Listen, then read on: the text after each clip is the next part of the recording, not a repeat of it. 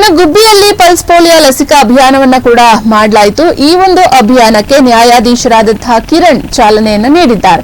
ಹಾಗೆ 5 ವರ್ಷದ ಒಳಗಿನ ಮಕ್ಕಳಿಗೆ ಸಾರ್ವಜನಿಕ ಸ್ಥಳದಲ್ಲಿ ಪೋಲಿಯೋ ಲಸಿಕೆಯನ್ನ ಕೂಡ ಹಾಕಲಾಗಿದೆ. ಇಂದಿನಿಂದ ಅಂದ್ರೆ ನಿನ್ನೆ ಭಾನುವಾರದಿಂದ ಜುಲೈ 1ರವರೆಗೆ ಮನೆ ಮನೆಗೆ ತೆರಳಿ ಪೋಲಿಯೋ ಲಸಿಕೆಯನ್ನ ಕೂಡ ಹಾಕುವಂತ ಒಂದು ಅಭಿಯಾನವನ್ನ ಕೂಡ ಹಮ್ಮಿಕೊಳ್ಳಲಾಗಿದೆ.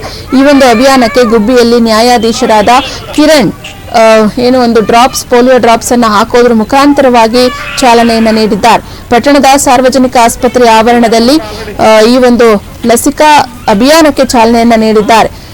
ಜೂನ್ 28ರಿಂದ ಜುಲೈ 1ರವರೆಗೆ ಈ ಒಂದು ಪಲ್ಸ್ ಪೋಲಿಯೋ ಲಸಿಕಾ ಅಭಿಯಾನವನ್ನ ಕೂಡ ಹಮ್ಮಿಕೊಳ್ಳಲಾಗಿದೆ.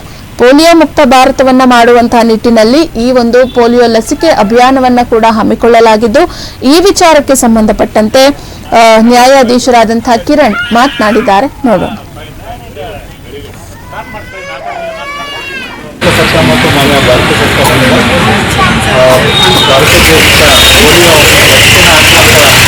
ಕಾರ್ಯಕ್ರಮವನ್ನು ಹಮ್ಮಿಕೊಳ್ಳಲಾಗಿದೆ. ಎಲ್ಲರಿಗೂ ಗೊತ್ತಿರುವ ಹಾಗೆ ಒಂದು ಪೋಲಿಯೋ ಮುಕ್ತ ಭಾರತವನ್ನು ನಿರ್ಮಾಣ ಮಾಡಬೇಕು ಅನ್ನೋದು ಎಲ್ಲರ ಕನಸಾಗಿದೆ. ಅದಕ್ಕೋಸ್ಕರ ಈ ಒಂದು ಕಾರ್ಯಕ್ರಮವನ್ನು ಏನು ಹಮ್ಮಿಕೊಂಡಿದ್ದಾರೆ ಅದು ಶ್ಲಾಘನೀಯ ಅಂತಲೇ ಹೇಳಬೇಕಾಗ್ತದೆ.